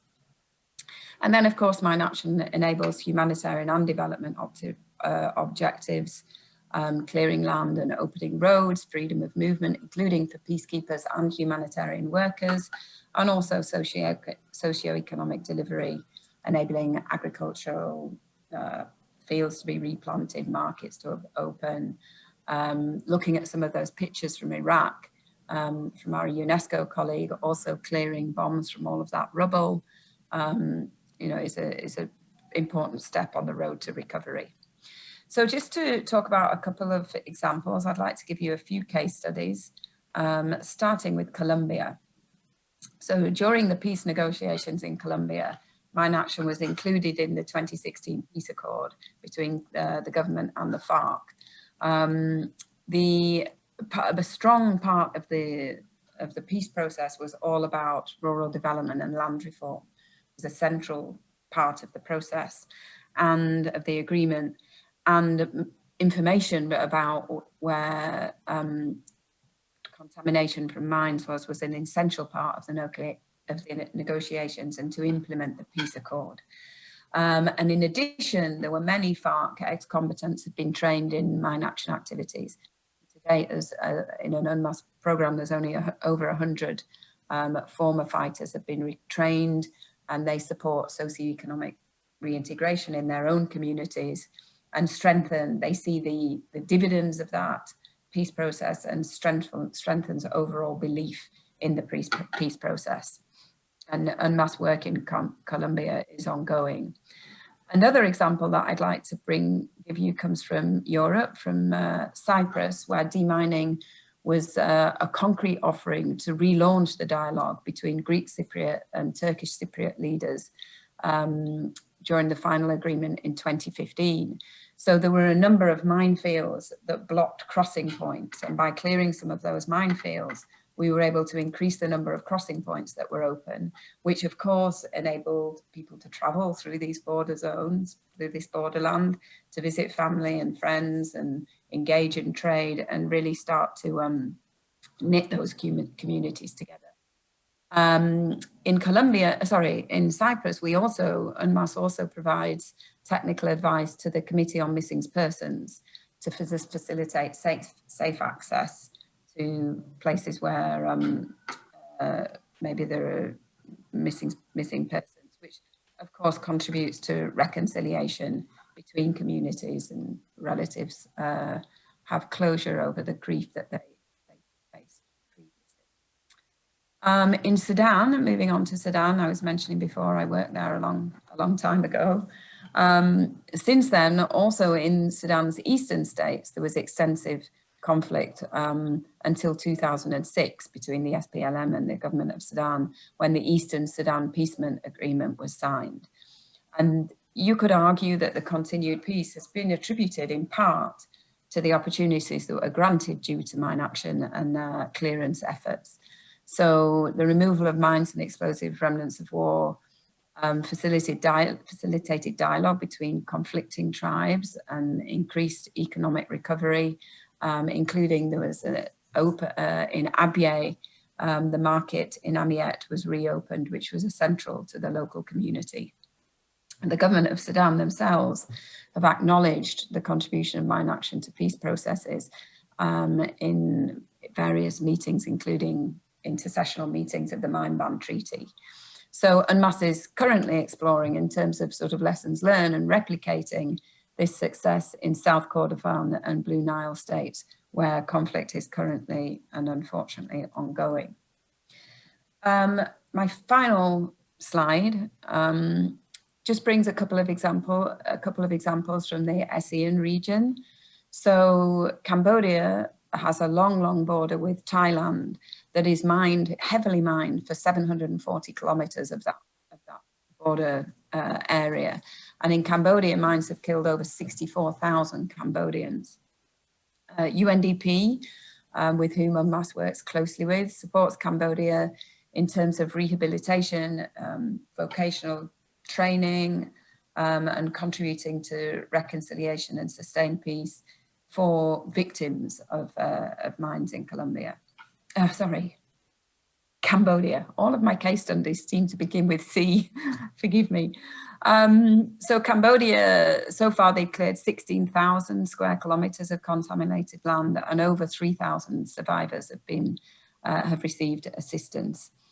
And Cambodia's focus on this is demonstrating a commitment to upholding the peace there and showing effective governance, therefore building confidence in those communities. In Myanmar, I'll also speak very briefly about Myanmar. Myanmar Mine Action is also contributing to local conflict resolution at the local level, despite ongoing armed conflict and other challenges to peace in the country at large. So UNICEF there, again, another of UNMAS's strong partners in Mine Action, has assisted in setting up, they're called mine risk working groups at national and state level, and they include government ministries, including the National Army and also NGOs. Actually, just to make an aside point here, in my experience in Sri Lanka, Sudan and Afghanistan, it's been very interesting to see how Mine Action very often includes the army of the countries that we're working in. And because of that, I do think that we offer an opportunity in peace building to really find a common point between military and civilian actors, which I have seen has really brought, positive change to peace building. So anyway, back to the mine risk working group. So they present a really unique and valuable opportunity for advocacy and engagement on protection. Of course, UNICEF particularly are interested in protection of children and the peace processes generally. So to conclude, there's no doubt that Mine Action plays a key role in promoting peace, including in Borderlands. And I will just conclude with the message of all of our Secretary General, our boss. He's the real chief. Antonio Guterres said that peace without Mine Action is incomplete peace. And I leave with that. Thank you very much, Isabel. Thank you very much, Abigail, and thanks for making this special effort to get up so early to be with us. Great. So I think this was a really interesting round of presentations. Thanks, colleagues. I really can relate to that. And I'm impressed also that your examples are all very concrete. They're from concrete places with concrete initiatives. And I think that makes it much more visible to the audience what the UN is actually doing and within which frameworks. We already got a few questions that you can find in the question and answers. And I would like to start with a number of them because we only have 25 minutes left. So what I would like to do is kind of give you 4 questions that we got from the Q&A and also from a previous question that we received, and then ask each of you to answer whichever one is either directed to you or which you would like to answer. Yeah. So the questions are the following. The first 3 are the ones that you can find in the question and answers. So the first one from the floor is, there seems to be an affinity between the work of UNESCO and the World Tourism Organization. Is there any good partnership practice or collaboration between UNESCO and the World Tourism Organization, in particular in the context of Borderlands? So that's, I think, targeted at UNESCO and the World Tourism Organization. The second one is to Celia from UNEP, is a little bit saying that she emphasized the importance of interagency partnerships and collaboration within the UN system. Is there any good practice in terms of interagency partnerships to deal with development, environment, and peace in Asia? And here I would like to kind of say, you know, opportunities and also challenges to interagency partnerships. That could be for all of you. And then we have a question from a participant from Korea to Marcello, saying thanks for the interesting presentation. He said that tourism in borderlands can be a driver for peace and sustainable development. Could you explain more about dark tourism sites and destinations in borderlands, such as war, peace memorials, natural disaster sites, etc.? And to this list, I would like to add a question from South Korea participant saying, you know, what are the links between the DEEPEN, the project that we're discussing here, and the leaving no one behind of the SDGs? And then a question from a participant from Nigeria who asked, you know, what can the UN do to ensure enforcement of strategies made beyond peace, climate, development in borderlands? So that's maybe, you know, Amadou and also Abigail could say something about that. So I think we have enough questions for you to answer. Could we now maybe start in the same order as the presentations to answer those questions? So Christopher, would you like to start? I'll be happy to start off, and there wasn't really a direct question to me. So just a couple of quick observations. I think one thing I really highlighted is for Borderlands to work, we really need a UN-wide interagency approach. One of the aspects is the lack of presence of most of us. You know, as some of our entities are much smaller, some of us are usually more on the HQ and regional level, and some of us are really on the ground. And I think for us to make engagement in Borderlands more successful, we really need more of an interagency approach. And I think the second really also goes to data. I think, you know, a lot of the colleagues here have mentioned, as Amadou, you've mentioned it, you know, we really need to start pooling our data. And the truth is, at the moment, a lot of us are not thinking about a Borderlands lens. And that's an important change in conversation I think this conference is contributing to. We are working in Borderlands. A lot of local governance, multi-level governance work has for many years worked in the periphery. But now to start calling this concept Borderlands and to start, okay, we need a dedicated lens and we need dedicated data. I think this is a bit of a change in conversation, especially for the UN, less so for the academic participants we've had throughout this conference. So yes, interagency also really needs to go beyond just the presence. It really needs to look at data. I mean, the leaving no one behind, that was also in my presentation, I think really the impetus originally to say, borderland communities, there is a lot of economic potential, but in the context of Africa, we also see that these are the areas where we feel there's the biggest risk that these populations could be left behind. And unfortunate, because there is so much untapped economic potential if these economic corridors could be opened up, if you know you could invest in education and services and you utilize the youth in these areas. So we really hope that the conversation on leaving no one behind in the Agenda 2030 can have a more dedicated focus on Borderlands, because we really feel that there's an urgent need there.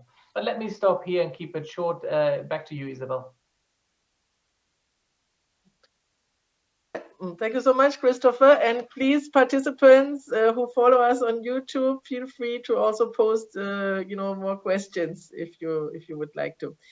Okay, then please, after Christopher, we go on to Celia. Celia, there was a direct question to you on interagency, you know, collaboration.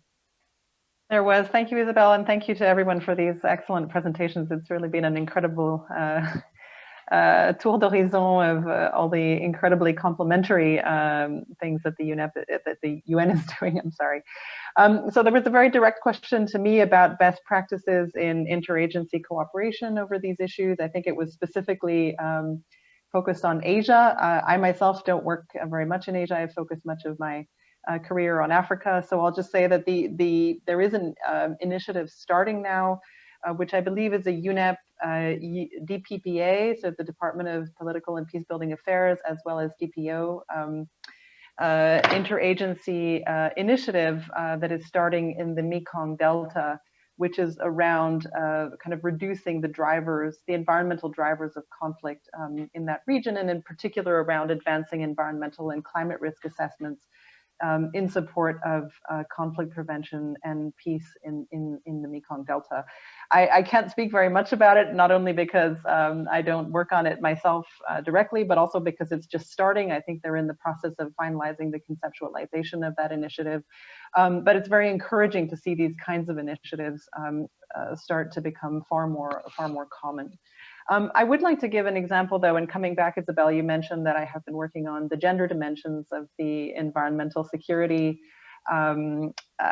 nexus. So if I can just give a good example of interagency cooperation around the topic of gender, climate, and security.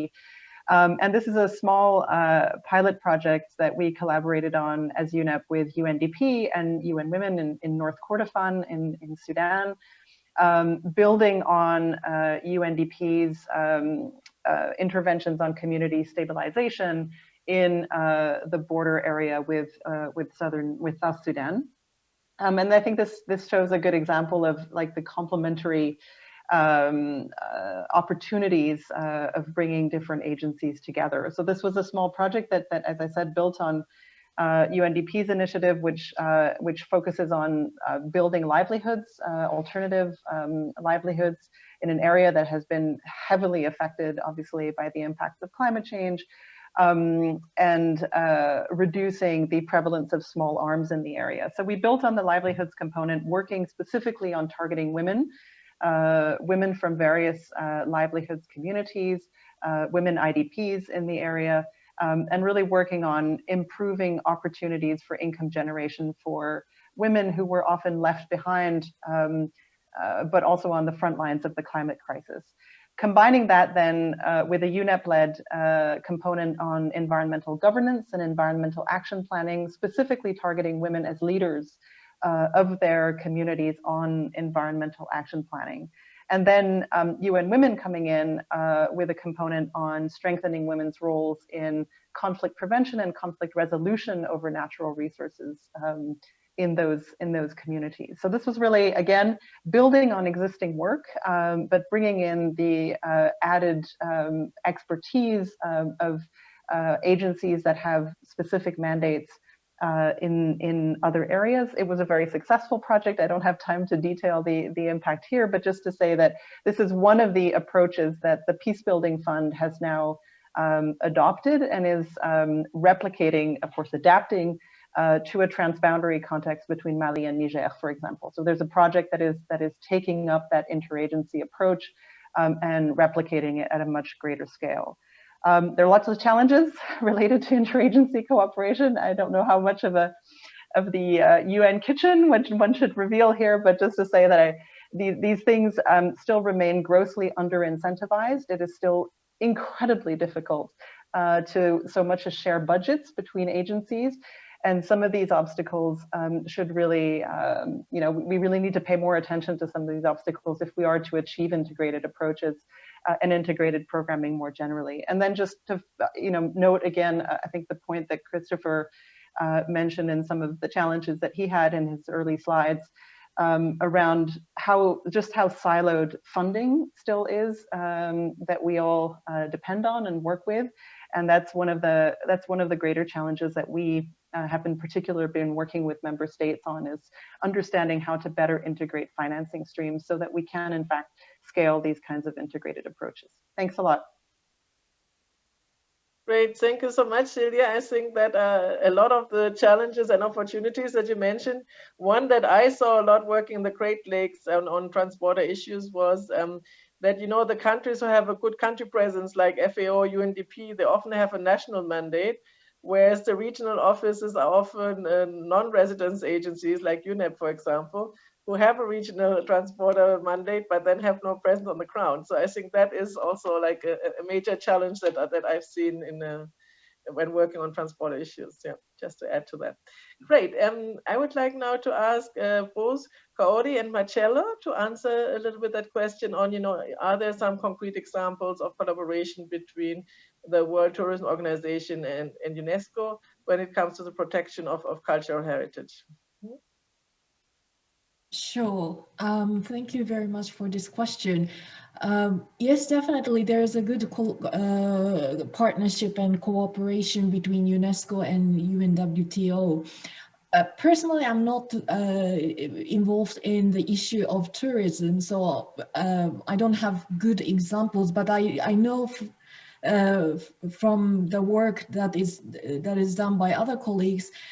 For example, UNESCO and UNWTO are working together for this issue of the Silk Road. And as you can imagine, World Heritage Sites, which can be both cultural and natural sites, are such popular tourism destinations. So culture or natural sites are part of tourism, and tourism is also, the issue of tourism is naturally a part of the issue of culture. So definitely we work closely together, and maybe Marcello can give us more concrete examples of our collaboration. Thank you. Thank you very much, Kaori, and thank you for the question. We already mentioned that the Silk Road program, it's a good example of cooperation between UNESCO and UNWTO. Indeed, I have seen many projects where the UNESCO and UNWTO have worked together. And recently, I was involved in a project in Iran before COVID, in order to enhance the capacity of the government to put in value and to better manage visitors in the UNESCO sites. In my presentation, I already pointed out the importance to have a management model, not only for the World Heritage Sites, but also for the natural sites. And this is important. I connect with what Christopher said before, that we need much more reliable and on-time data, not only to conserve to protect the heritage, but also for livelihood options for the communities.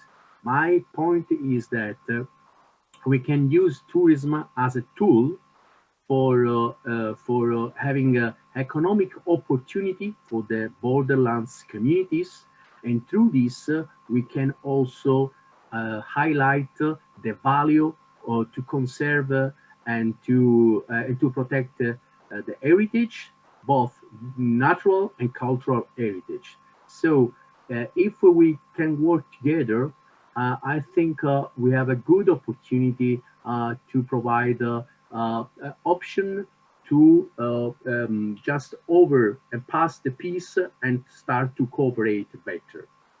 The second question is related with dark tourism. Unless I never worked before on dark tourism, I think first we have to consider some things. We need a little bit of time to do this dark tourism because it's related with some disaster in terms of holocausts or other very bad memory. So, for example, I have a colleague that working in Rwanda, and they set up a museum for the genocides. But you need at least a little bit of time in order to work on this subject, because the community should be at least should have some space in terms to try to overcome the previous conflict and turn page. Finally, there is another thing that if I remember well, the question about key UN agency dealing with borderlands from Il Cheong. Frankly speaking, I think because of my experience that unless it's not the United Nations agency, we need also to involve IUCN, the International Union for Conservation, Natural Conservation. That it's not a UN agency, but it's an agency that could help us specifically when we work with protected areas in the borderlands. Thank you. Thank you, Marcello, and thank you, Kaori. I think this is a very, very concrete answers to the question. when I give now the floor to Amadou and to Abigail, could you, apart from the question of, what kind of interagency collaboration have you found useful in your areas, also answer a little bit the question of enforcement, because your areas are both law and security related. So kind of best practices of, where you're able to reinforce, please. Thank you. So on the question of best practices of interagency cooperation, I would give very shortly two related to Sub-Saharan Africa. One of them is the EU-funded project called Better Migration for Management, which not only tries to tackle the irregular migration problem, but also facilitate regular migration. And this is a program whereby more than 7 different agencies and multilateral organizations have been cooperating. From the UN side, we are UNODC and IOM. And thanks to this cooperation, really, we have really reached very substantial results for the last 3 years in Eastern Africa. At the policy level, the UN directors in the region, we meet in different coalitions, what we call the opportunities and issues-based coalitions. And coalition number 6 focuses on peace, security, and the respect for human rights. UNODC, along with UNDP, and the Office of the High Commissioner for Human Rights and UNOWA, the UN Office to the African Union, are co-leading this coalition of 17 different UN agencies, whereby we identify gaps and then we identify blue intervention projects for East, Southern, West, and Central Africa, including cross-border cooperation projects. In terms of law of enforcement, I would say, the conventions I was mentioning, they have teeth, but there is something called the review mechanism. For example, of the UN Convention Against Transnational Organized Crime or the UN Convention Against Corruption. And this review mechanism puts UNODC as the secretary, but 2 member states review the different sections of how a third member state is implementing the conventions. We draw kind of like a flow chart and a gap analysis, and then the member state, basically our client, decides what kind of gaps they are going to be addressing first. For example, if there is a lack of regional cooperation, that would be one of the priorities for the next 3 years. But if there is a gap of, for example, of law enforcement cooperation in fighting transnational organized crime and terrorism, that could be gap number 2. And then UN agencies, including UNODC, decide how to best help member states to fill these gaps. Thank you. Thank you so much, Amadou. Abigail? Thank you very much, Isabel. So I'd like to just talk about 2 interagency coordination mechanisms that are important for mine action. The first is the Interagency Coordination Group, which UNMAS chairs as requested by the General Assembly. And you'd noticed in my presentation, I was talking about UNICEF and UNDP. So the 3 agencies mainly within the UN that have mine action components in their work are UNICEF, UNDP, and UNMAS. But the Interagency Coordination Group includes 12 UN entities who are kind of impacted and involved. So OCHA, of course, in humanitarian response, we have to consider mine action, UNHCR for return, again, making sure that routes for people to travel are safe. The Office of Disarmament Affairs are key in that. Their main focus is on the international treaties, which I will just mention in a moment, to do with enforcement. So there's very good coordination. We coordinate together so that we have one voice in various advocacy interventions at treaty meetings after particular, if there are use of banned weapons, cluster munitions were used in Yemen, we spoke about that together. And then also actually practically on the ground in this very moment, probably later today, I'll be involved in a planning meeting for an interagency assessment of the Nagorno-Karabakh. And how mine action could contribute to that. Another interagency coordination mechanism is the Integrated IED Task Force. That's its name. This one is particularly interesting because, again, following the Secretary General's direction to us that we should break down silos, the IED Task Force really includes the whole gamut. We have counter-terrorism people there, ODC people there, UNICEF is there, almost any entity that has a mandate to deal with IEDs in some way is on that team. And it's really interesting to see how we're working together, for example, recently in Yemen, and various management tools have been developed. So that's another interagency effort. At the local level, of course, the humanitarian response plans include many of the UN agencies in the humanitarian field, and Mine Action is incorporated there. And of course, for lots of us in terms of UN country team integrated planning. And all my colleagues on this table have probably sat in country teams and experienced those interagency efforts. In terms of enforcement, international humanitarian law, there's the Mine Ban Treaty, the Cluster Treaty, the CCW is the Convention on Certain Conventional Weapons, the Convention for the Rights of People with Disability. These are all frameworks that push and encourage adherence to, well, IHL that would reduce the impact of explosive weapons. And then I would just finally say there is a UNMAS chairs and promotes international mine action standards. So these are standards that all mine action operators implement to make sure that we're all clearing mines and delivering risk education. All of our activities are to the same standard in every country. So those are ways that we not enforce, moderate, anyway, organize the system.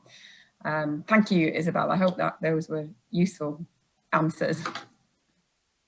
Thank you very much. We have 4 more minutes, and thank you so much. I think this was really an excellent panel, and I'm so happy to see, you know, my colleagues, all of you together in one panel.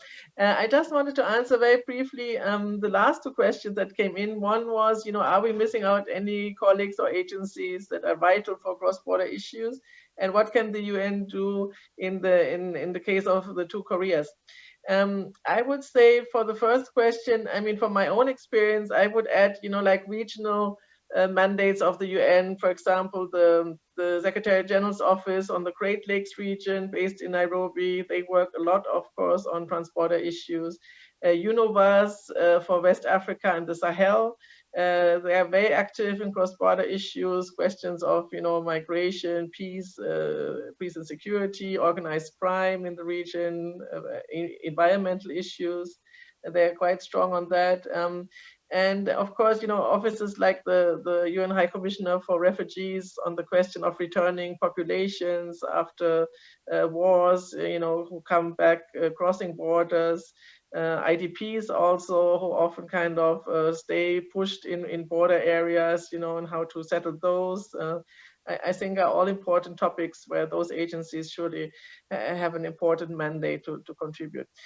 In the case of Korea, I mean, we didn't have any examples here relating to Korea, interestingly enough, but I think sometimes it can help to start to work together also with the help of the UN on maybe less sensitive issues such as, you know, tourism, cultural sites, and the question of, you know, how can we protect the environment together, for example, work on water issues, environmental protection issues. So I think, yeah, I hope that there will be occasions, you know, where we can also discuss more in detail next time the situation of Korea. And I would like to thank all of the participants for, you know, their questions prior and during the session. I think it was a very good discussion, loads of concrete examples. And I would like to encourage all of you to fill in the survey that will be posted after the session on YouTube to give us some feedback on, you know, whether you enjoyed it, whether there are any remaining questions. And we hope that you will be able to follow as much as possible of the rest of this really, really interesting conference. So thank you to my colleagues from the UN and thanks to the organizers. And have a good weekend to all. Bye. Restful weekend to everybody. Thank you very much. Okay, bye, Thank you colleagues. very much. Good Thank you very much. Bye-bye. Bye-bye. Bye. Thank you very much. Bye. Thank you. Bye. Thank you very much. I think that's it for session 6. A great big thanks to Isabel Kemp for moderating this session and excellent time management, I must say. And also to the 6 presenters for sharing your knowledge with us. I would also like to say thank you for doing good work around the world and also taking part in our forum today. That's it for day 2 of the conference. Tomorrow, we have 3 more sessions. It's the last day of the forum. Please do join us. We'll be starting at 10 a.m. Korea Standard Time, and we have 3 more sessions. So please do join us on the last day. Thank you very much for joining us, and a good night from South Korea.